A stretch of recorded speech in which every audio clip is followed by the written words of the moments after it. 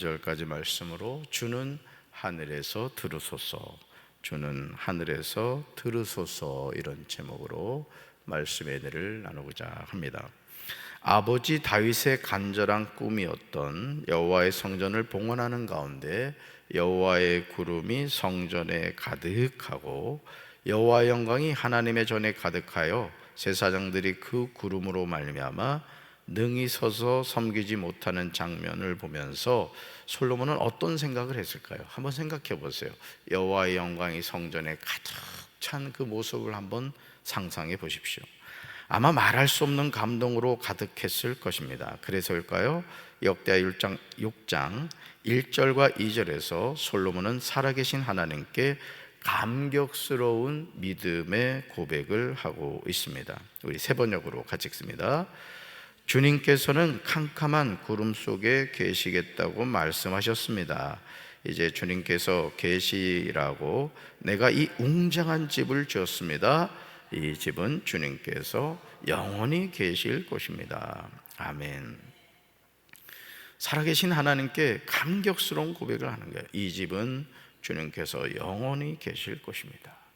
어떤 목사님은 이제 성전의 개념은 없어졌다, 우리 자신이 성전이다, 이러면서 이 건물을 성전이라고 하면 안 된다, 이렇게 주장하는 분도 있습니다만은, 우리가 하나님께 예배드리는 이 장소가 거룩한 하나님의 성전인 줄로 믿습니다. 물론 저와 여러분 자체가 성령이 거하시는 성전이죠. 그것은 성경에서 우리에게 분명히 가르쳐주고 있는 사실입니다. 솔로몬은 자신이 건축한 여호와의 성전이 어떤 장소인지 정확하게 이해하였습니다. 이 집은 주님께서 영원히 계실 곳입니다. 물론 하나님은 어떤 공간에 갇혀 계신 분이 아니지만 주님이 거하실 장소이기 때문에 솔로몬은 최선을 다해서 건축한 것입니다. 하나님은 무소부재하시죠. 어느 곳에나 계신 분입니다.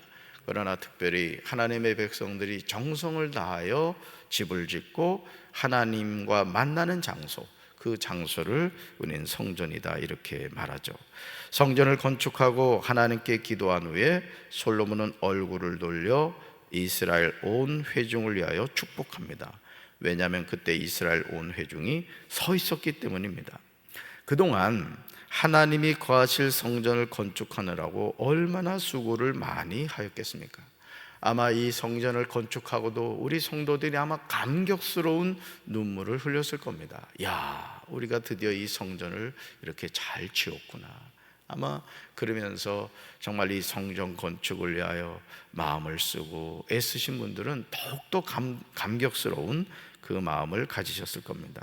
사랑하는 성도 여러분, 솔로몬 왕이 하나님을 향하여 위대하고 선한 뜻이 있다고 하더라도 백성이 도와주지 않으면 아무 일도 할 수 없는 것이죠. 그렇죠?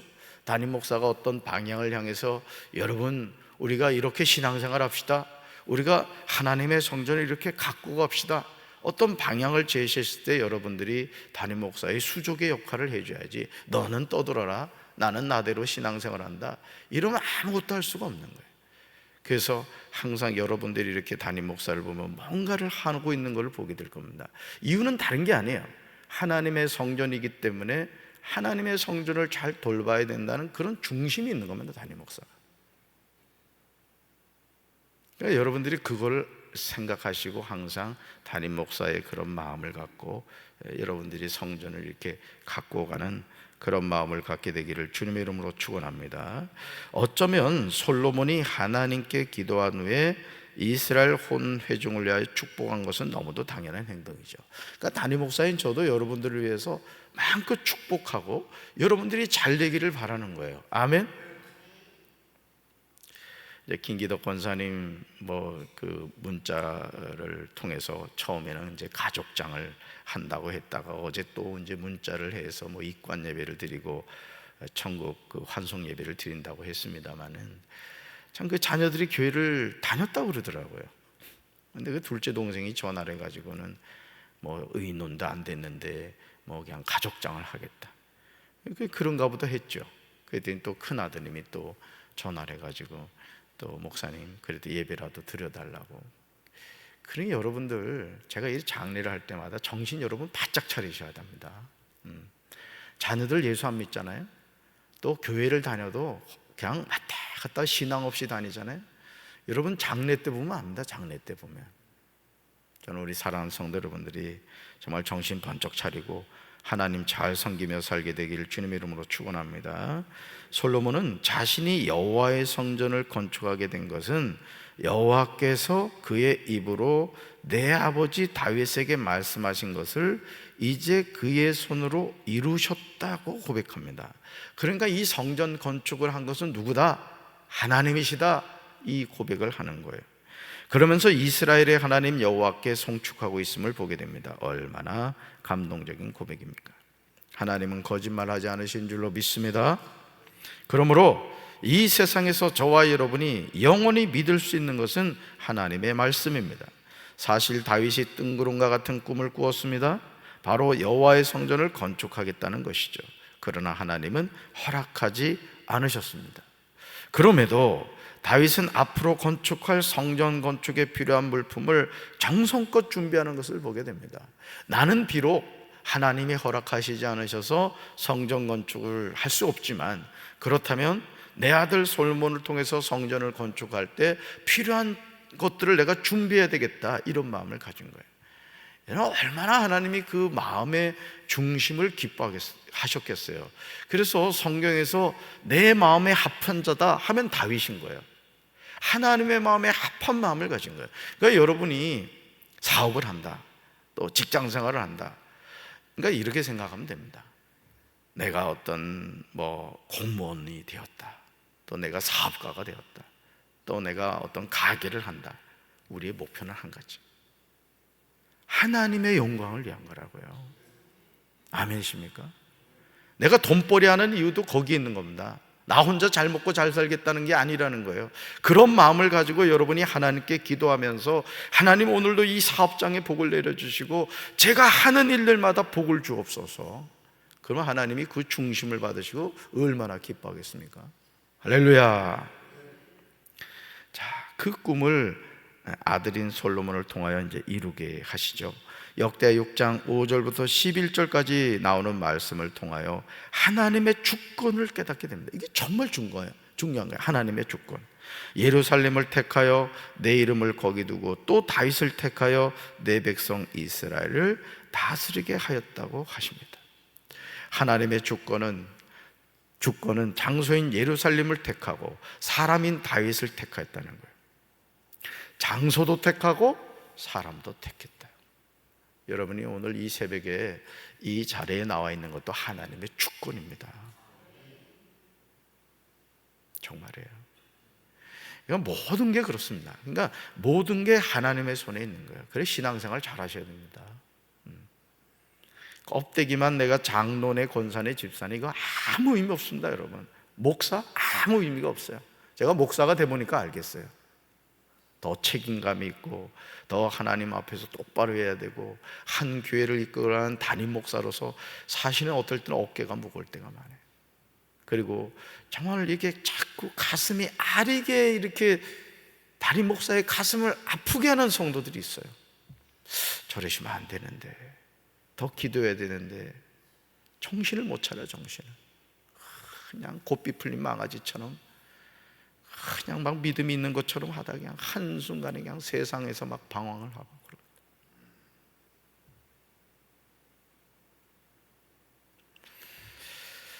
사랑하는 성도 여러분, 하나님이 예루살렘을 택하신 이유는 하나님의 이름을 거기 두기 위함입니다. 자, 예루살렘을 왜 택하셨다고요? 하나님의 이름을 거기 두시려고. 하나님이 다윗을 택하신 이유는 하나님의 백성 이스라엘을 다스리게 하였습니다. 오늘 우리는 겸손히 하나님의 주권을 인정하는 삶을 살아가야 될 줄로 믿습니다. 내 삶이 아닌 거예요. 하나님이 나에게 맡겨주신 사명인 것이죠. 그러므로 사람이 마음으로 계획할지라도 그의 걸음을 인도하시는 분은 누구시다? 하나님이시다. 이게 하나님이시다.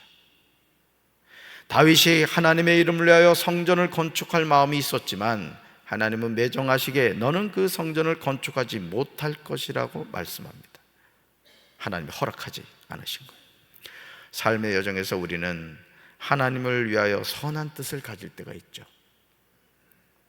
그리고 나름대로 최선을 다하여 준비합니다. 그런데 이게 웬일입니까? 자기 생각과는 전혀 다른 일들이 연속해서 일어납니다. 그런 때 우리는 고민하게 되고 시험에 빠지게 되죠. 왜 내가 주님을 위해서 이런 마음을 가지는데 하나님이 이걸 허락하지 않으실까? 막 답답하고 그런 마음이 들 때가 있다는 거예요. 그러나 우리가 아무리 선한 뜻을 가지고 뭔가를 하려고 해도 하나님이 그 일을 허락해 주셔야 합니다. 우리는 많은 일을 해서 하나님을 감동시키려고 하지만 아버지 하나님은 우리가 많은 일을 하거나 뭔가를 많이 이루어 놓으려고 하지만 그건 아니라는 거예요. 무슨 얘기인지 아시겠습니까? 여러분이 직분 받은 자로서 항상 깨어 기도하고 하나님 주신 사명을 감당할 때 하나님의 뜻이 무엇인가를 늘 생각하라는 거예요. 여러분, 하나님 앞에 섰을 때 하나님이 나의 삶을 어떻게 평가하실까를 잊지 마시라는 거예요. 이제 우리는 생각을 바꿔야 돼요. 나의 삶에서 뭔가를 꼭 이루어야 한다는 조급함에서 벗어나야 됩니다. 솔로몬은 이제 여호와께서 말씀하신 대로 이루셨다라고 고백합니다. 여호와께서 말씀하신 대로 이루셨다. 같이 한번 읽어볼까요? 솔로몬이 여호와께서 말씀하신 대로 아버지 다윗을 대신하여 일어나 이스라엘 왕에 앉고 이스라엘의 하나님 여호와의 이름을 위하여 성전을 건축하였습니다. 아멘. 여기서 아주 중요한 것이 뭐예요? 여호와께서 말씀하신 대로, 이거예요.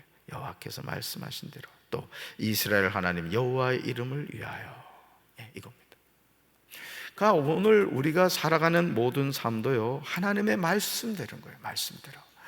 그러니까 여러분, 우리가 늘 제가 이제 말씀을 드립니다마는 왜 우리가 이 하나님의 말씀을 주야로 읽어야 되느냐, 왜 하나님의 말씀을 읽고 묵상하고 암송해야 되느냐, 이유는 한 가지예요.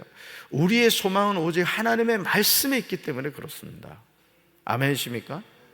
그러니까 우리는요, 사람을 통해 위로받는 인생이 아니라 이 성경 말씀을 펼쳐서 읽어가면서 하나님이 나를 향하여, 우리 가정을 향하여, 우리 교회를 향하여, 우리 나라를 향하여 이런 소원이 있으시구나. 그래서 그런 마음의 감동을 통해서 그 일을 이루어가는 거죠. 예를 들어서 이번에 김종필 우리 목사님이 오셔서 우리 성도님들 가운데 기도를 선포하신 분들이 있어요.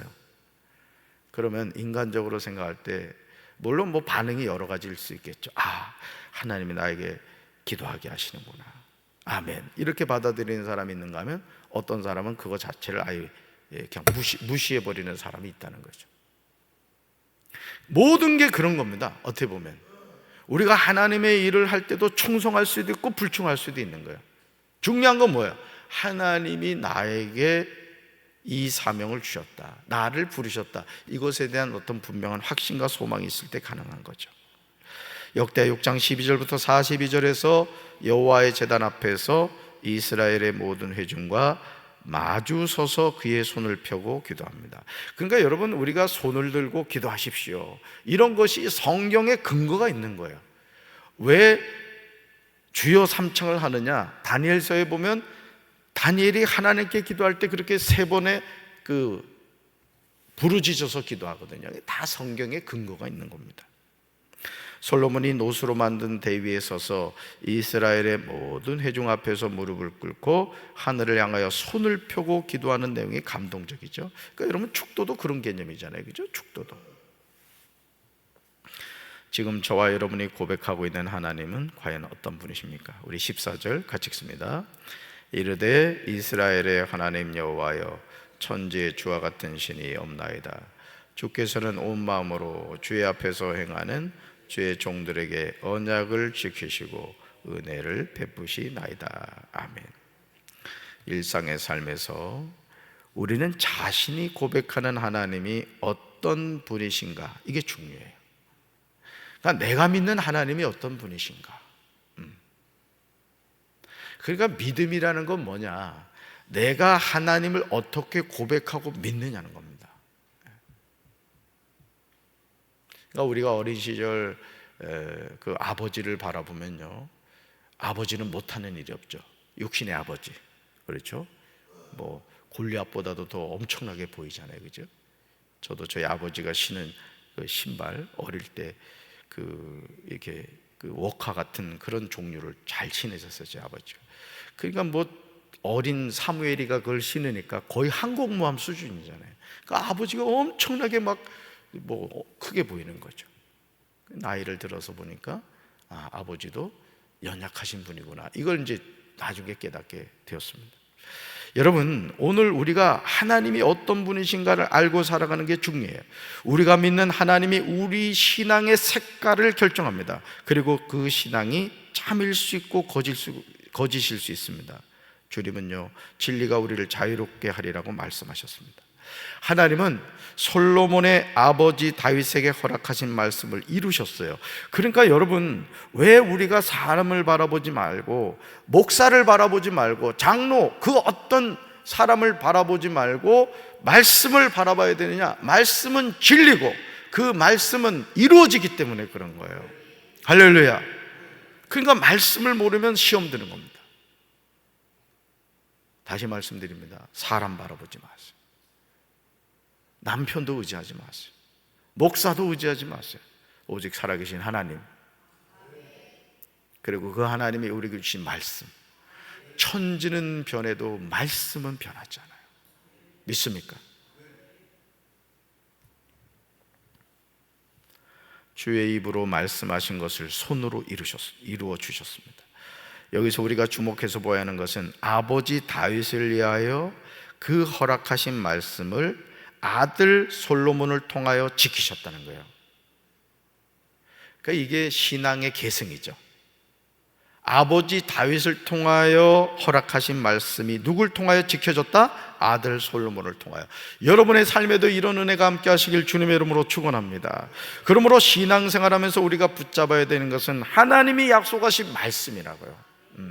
이 하나님의 말씀을 붙잡고 살아가는 사람은 내 삶에 어떤 고난과 역경이 다가온다 할지라도 그것을 뛰어넘는 거예요. 어떤 분이 실제 있었던 일입니다. 사업을 하다가 이제 쫄짝 망했어요. 완전히 망해버렸어요. 근데 우연찮게 신문에서 사이클 대회가 있다는 걸 알게 된 겁니다. 그래서 이분이 정말 살려고 그 대회를 나갔대요. 나갔더니 자전거가 이게 수천만 원짜리부터 해서 자기는 그냥 우리 타는 거 있잖아, 그 싸구려 그 자전거를 가지고 나왔더니 그러니까 사람들이 이게 이런 사람이 다 있어 그러더라는 거예요. 근데 여러분, 그 사람이 우승을 했어요. 그냥 평범한 자전거를 가지고요, 그 대회를 나가서 우승을 했습니다. 왜요? 죽기 살기로 달렸거든요. 그러니까 오늘 우리가 이 세상을 살아가면서도 마찬가지입니다. 여러분, 하나님의 약속하신 말씀을 붙잡을 때 우리는 지금 당장 내 삶이 막히는 것 같고 정말 고통스럽고 괴롭다 할지라도 하나님은 그 약속을 반드시 이루어 가실 줄로 믿습니다. 솔로몬이 역대하 6장 18절부터 42절에서요 놀라운 기도를 하는 것을 보게 됩니다. 여러분, 오늘 이 역대하 6장 말씀은요, 여러분 수시로 펼쳐서 읽으셔야 돼요. 특히 기도를 잘하고 싶은 분들은 이 내용을 한번 쭉 읽어보세요. 그러면 솔로몬의 기도가 얼마나 주옥 같은지를 여러분 알게 됩니다. 저와 여러분이 이런 기도를 하며 살게 되기를 주님의 이름으로 축원합니다. 정말 감동적이에요. 우리 한번 읽어봅시다. 나의 하나님 여호와여, 주의 종의 기도와 간구를 돌아보시며 주의 종이 주 앞에서 부르짖는 것과 비는 기도를 들으시옵소서. 주의 종과 주의 백성 이스라엘이 이곳을 향하여 기도할 때 주는 그 간구함을 들으시되 주께서 계신 곳 하늘에서 들으시고 들으시사 사하여 주옵소서. 아멘. 솔로몬은요 23절 한번 동그라미 쳐봐요. 23절, 그 다음 25절, 그 다음 27절 동그라미 치고 있죠? 30절, 그 다음에 33절, 그 다음 35절, 그 다음 39절에서요 이 표현을 반복해서 이야기합니다. 화면 보세요. 주는 하늘에서 뭐 하시고? 주는 하늘에서 뭐 하시고? 자, 솔로몬은 자신의 기도를 누가 듣고 계신다? 하나님이 듣고 계신다. 그러니까 여러분이 기도할 때 하나님이 내 앞에 계신다, 내가 그 하나님께 얘기한다, 이게 참된 기도입니다. 기도는 높고 높은 보좌에서 들을까 말까 이런 하나님이 아닌 거예요. 마치 우리 아이를 키우면서 아이가 신음소리 내면 엄마는 벌떡 일어나가지고 열 체크를 합니다. 우리 하나님은 더 세밀하신 분이라고요. 믿습니까? 어디서나 우리가 아파하고 괴로워할 때 무소부지하신 하나님이요, 백투더퓨처가 아니라고요. 더 가까이서 우리를 감싸주시고 우리를 돌봐주시는 분이라고요. 아멘. 솔로몬이 아버지 다윗의 일평생 꿈인 여호와의 성전을 건축하는 일도 참 귀한 헌신이었지만 그보다 더 중요한 것은요, 역대하 6장 40절 보세요. 40절에 나오듯이 이렇게 말하죠. 나의 하나님이여, 이제 여호와의 성전에서 하는 기도에 눈을 두시고 귀를 기울여 주옵소서. 결국 이거였던 겁니다. 솔로몬이 그 여호와의 성전, 예루살렘 성전을 정성을 다하여 지었던 이유는 뭐예요? 이 성전에서 하나님의 백성이 와서 하나님께 기도할 때 하나님이 하늘문을 열으시고 들어주시기를 원했던 겁니다. 저는 우리 교회가 그런 하나님의 성전이 되어야 될 줄로 믿습니다. 여러분이 앉는 자리가 있잖아요. 그 앉는 자리에서 살아계신 하나님께 기도할 때 하나님이 여러분의 기도를 들으시고 저주가 변하여 축복이 되는 그런 역사가 여러분의 삶에 임하게 되기를 주님의 이름으로 축원합니다. 기도의 자리를 지키십시오. 그리고 그 자리에서 살아계신 하나님을 만나십시오. 하나님이 여러분을 축복하시고 여러분의 자녀, 여러분이 품은 꿈을 여러분의 자녀를 통해서 아름답게 열매 맺게 해주실 줄로 믿습니다. 가슴에 손 얹읍시다. 사랑의 하나님, 다윗이 꿈을 꾸었습니다. 여호와의 성전을 건축하겠다는 꿈이었습니다. 그러나 하나님은 그 꿈을 결제하지 않으셨습니다. 그리고 그 꿈을 솔로몬을 통하여, 다윗의 아들 솔로몬을 통하여 이루어주겠다고 약속하셨습니다. 오늘 역대하 6장에서 우리는 그 예루살렘 성전을 봉헌하면서 하나님께 기도하는 솔로몬의 기도를 살펴보았습니다. 주님, 나의 꿈이 나에 대해서도 이루어지는 것도 감사하지만 우리 자녀들, 아니 우리 후손들을 통해서 열매 맺어지는 것은 더 감사할 일일 줄로 믿습니다.